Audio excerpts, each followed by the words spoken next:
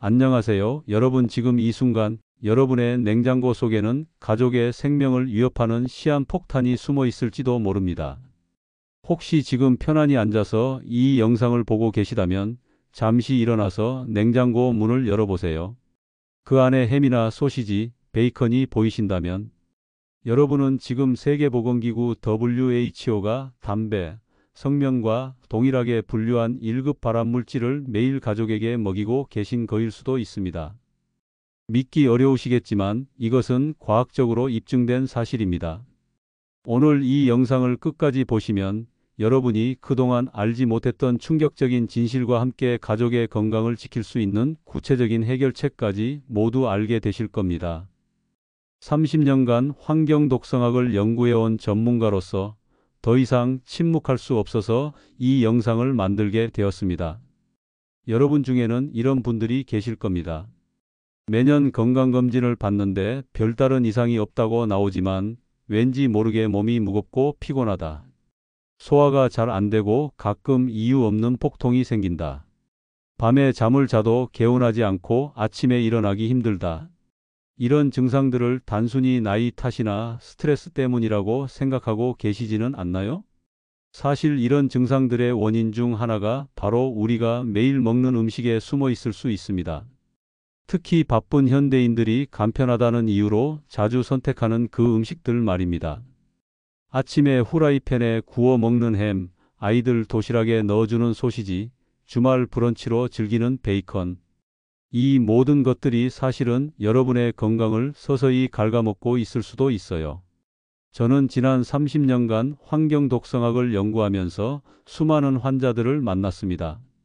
그 중에서도 특히 기억에 남는 환자가 한 분 계세요. 65세 김철수 씨였습니다.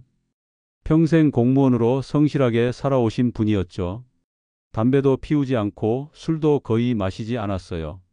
퇴직 후에는 매일 아침 산책도 하시고 건강관리에 누구보다 신경을 쓰고 계셨어요. 그런데 어느 날 갑자기 폭통과 함께 혈변을 보게 됐습니다. 처음에는 단순한 치질이나 변비 때문이라고 생각했지만 증상이 계속되자 병원에 가셨어요. 검사 결과는 충격적이었습니다. 대장암 2기였거든요. 김 씨는 물론이고 가족들도 도저히 믿을 수 없었어요. 선생님, 저는 평생 건강하게 살았는데 어떻게 이런 일이 생길 수 있나요? 담배도 안 피우고 술도 안 마시고 운동도 꾸준히 했는데. 김 씨의 절망적인 목소리가 지금도 귀에 생생합니다. 저는 김 씨의 생활 패턴을 자세히 조사해 봤습니다. 그리고 놀라운 사실을 발견했어요. 김 씨는 퇴직 후 혼자 지내면서 요리하기 번거로워 15년 동안 매일 아침 같은 메뉴를 드시고 계셨던 거예요. 바로 편의점에서 파는 햄, 김밥과 소시지였습니다. 간편하고 맛있어서 매일 먹었어요. 단백질도 있고 나쁘지 않다고 생각했거든요. 설마 이게 문제였을 줄이야. 김 씨의 후에 섞인 말씀이었어요. 바로 이것이 문제의 시작이었습니다. 김 씨가 매일 드신 햄과 소시지, 이런 가공육들이 바로 세계보건기구 WHO가 2015년에 1급 발암물질로 분류한 식품들이었거든요. 1급 발암물질이라는 것은 담배, 성면, 벤젠과 같은 등급입니다. 인체에 암을 유발한다는 것이 과학적으로 확실하게 입증된 물질들이죠. 많은 분들이 설마 그 정도일까? 하고 생각하실 수도 있어요. 하지만 이것은 전 세계 800명의 과학자들이 800편 이상의 연구 논문을 검토한 결과입니다. 가공육을 하루 50g씩 섭취하면 대장암 발생 위험이 18% 증가한다는 것이 과학적으로 입증되었어요. 50g 얼마나 되는지 아세요? 햄 서너 조각, 소시지 1개 정도의 양입니다. 우리가 아침 식사로 가볍게 먹는 양이 바로 발암 위험을 높이는 거예요. 더욱 무서운 것은 이런 위험이 누적된다는 점입니다. 오늘 50g, 내일 50g. 이렇게 계속 먹다 보면 위험도는 기하급수적으로 증가해요. 그렇다면 가공육이 정확히 무엇일까요? 가공육이란 염분, 훈제, 발효 또는 그 외의 방법으로 맛을 내거나 보존성을 높이기 위해 가공된 육류를 말합니다. 우리가 흔히 먹는 햄, 소시지, 베이컨, 살라미, 페퍼로니 등이 모두 여기에 해당해요. 이런 가공육들에는 아질산나트륨, 질산나트륨이라는 방부제가 들어 있습니다. 이 물질들이 우리 몸속에서 아민이라는 성분과 만나면 니트로소아민이라는 강력한 발암물질로 변하게 됩니다. 니트로소아민은 특히 위암과 대장암을 유발하는 것으로 알려져 있어요. 또한 가공육은 조리 과정에서도 문제가 됩니다. 고온에서 굽거나 튀길 때 벤조피렌, 헤테로사이클릭아민 같은 추가적인 발암물질들이 생성되거든요. 즉, 원료 자체의 문제와 조리 과정의 문제가 겹쳐서 이중으로 위험한 거죠. 여기서 중요한 것은 이런 위험이 한 번에 나타나는 게 아니라는 점입니다. 담배를 한 갭이 피운다고 바로 폐암에 걸리지 않는 것처럼 가공육도 하루 이틀 먹는다고 바로 암에 걸리지는 않아요. 하지만 지속적으로 장기간 섭취하면 위험이 누적되면서 결국 큰 문제로 이어질 수 있습니다. 실제로 한국인의 가공육 섭취량은 지난 20년간 5배 이상 증가했습니다. 동시에 대장암 발병률도 급격히 증가하고 있어요. 이것은 단순한 우연의 일치가 아닙니다. 서구식 식습관의 영향으로 우리의 식탁에 가공육이 자리 잡으면서 나타난 필연적인 결과라고 볼 수 있어요. 특히 우리나라 60대 이상 남성의 대장암 발병률은 세계 최고 수준입니다. 이 연령대의 남성들이 젊은 시절부터 가공육 섭취가 늘어나면서 나타난 현상으로 분석되고 있어요.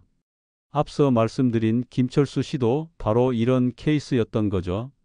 그렇다면 우리는 어떻게 해야 할까요? 가공육을 완전히 끊어야 할까요? 물론 그것이 가장 좋겠지만 현실적으로 쉽지 않죠. 특히 바쁜 현대인들에게는 간편한 가공육이 유혹적일 수밖에 없어요. 하지만 몇 가지 대안과 해결책이 있습니다. 첫 번째로 가공육 대신 신선한 육류를 선택하세요. 같은 돼지고기라도 햄보다는 삼겹살이나 목살을 직접 구워 먹는 것이 훨씬 안전합니다. 닭고기도 소시지보다는 닭가슴살이나 닭다리살을 직접 조리해서 드시는 것이 좋아요. 물론 매번 고기를 직접 조리하기 번거롭다고 하실 수도 있어요. 그럴 때는 미리 준비해두는 방법을 활용하세요. 주말에 시간을 내서 닭가슴살이나 소고기를 삶아서 냉장 보관해 두었다가 아침에 간단히 데워 먹으면 됩니다. 처음에는 번거로울 수 있지만 습관이 되면 오히려 더 맛있고 건강한 식사를 할 수 있어요. 두 번째로 식물성 단백질을 적극 활용하세요. 콩, 두부, 템페, 퀴노아 등은 훌륭한 단백질 공급원입니다. 특히 콩류에는 이소플라본이라는 성분이 들어있어서 암 예방에도 도움이 돼요. 아침에 두부 스크램블을 만들어 먹거나 콩나물국을 끓여 드시는 것도 좋은 방법이에요. 두부로 만든 햄버거 패티나 콩으로 만든 소시지 같은 대체육 제품들도 시중에 많이 나와 있어요.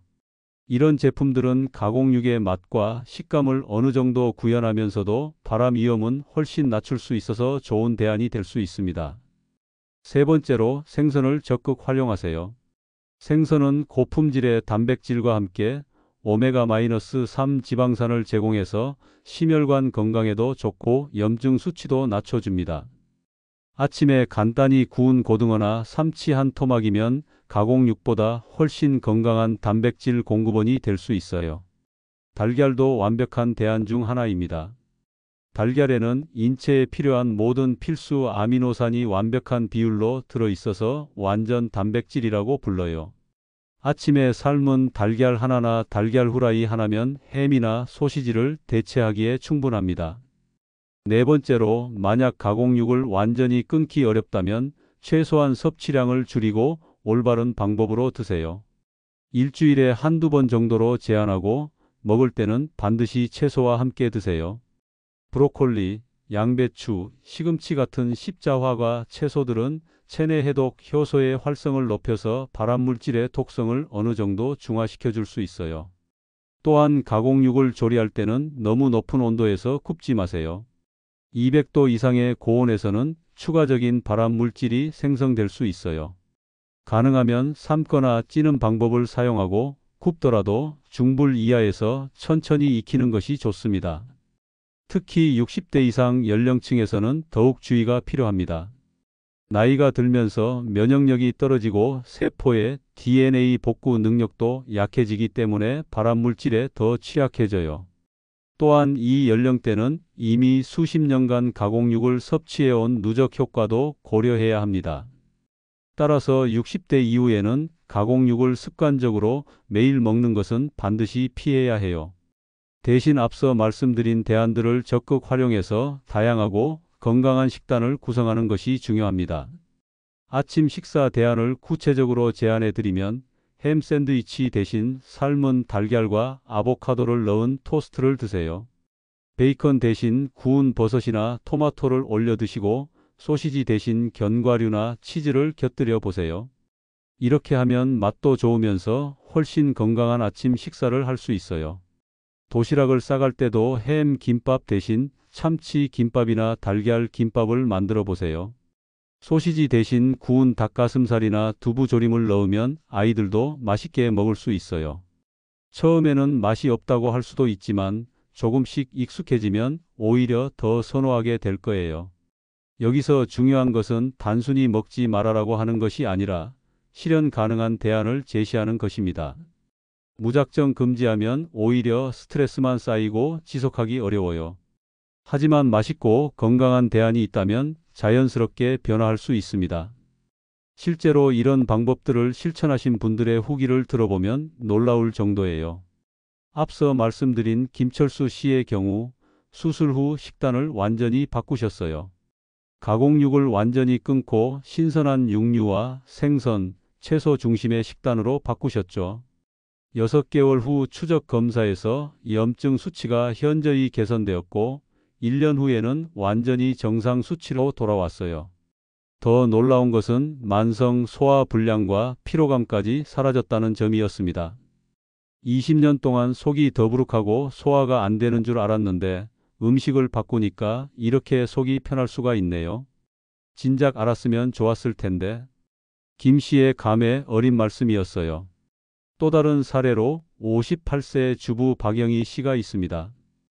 박 씨는 가족들 아침 식사 준비를 위해 15년간 햄, 소시지를 매일 사용하셨어요. 그런데 3년 전부터 원인 불명의 만성 복통과 소화불량에 시달리기 시작했죠. 여러 병원을 다녀봐도 뚜렷한 원인을 찾을 수 없었어요. 그러다가 제가 알려드린 방법으로 가공육을 완전히 끊고 대체 식품으로 바꾸셨습니다. 놀랍게도 한 달 만에 폭통이 현저히 줄어들었고 3개월 후에는 완전히 사라졌어요.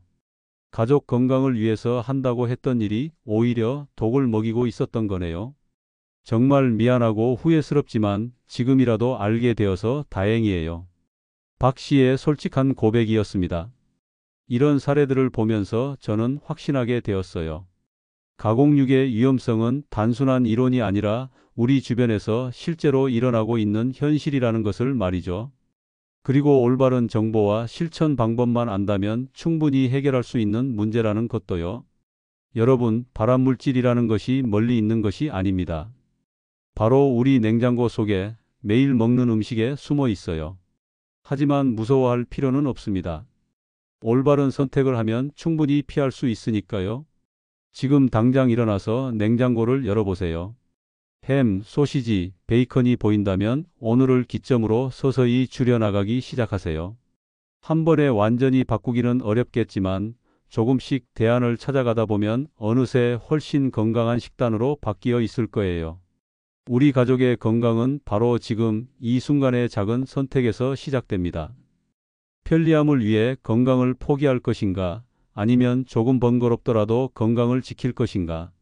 선택은 여러분의 몫입니다. 30년 후, 40년 후에도 건강하게 가족과 함께 있고 싶다면 지금부터라도 시작하세요. 늦었다고 생각하지 마세요. 지금이 가장 빠른 때입니다. 오늘 이 영상이 여러분과 가족의 건강을 지키는데 작은 도움이 되었기를 진심으로 바랍니다. 좋아요와 구독 버튼을 눌러주시면 더 많은 건강 정보를 빠르게 받아보실 수 있어요. 그리고 이 소중한 정보를 주변 분들과도 꼭 공유해 주세요. 다음 영상에서는 가공육을 대체할 수 있는 맛있고 간편한 레시피들을 구체적으로 소개해 드릴 예정입니다. 건강한 선택이 맛없는 선택이 아니라는 것을 보여드리겠어요. 끝까지 시청해 주셔서 감사하고 오늘도 건강한 하루 되세요.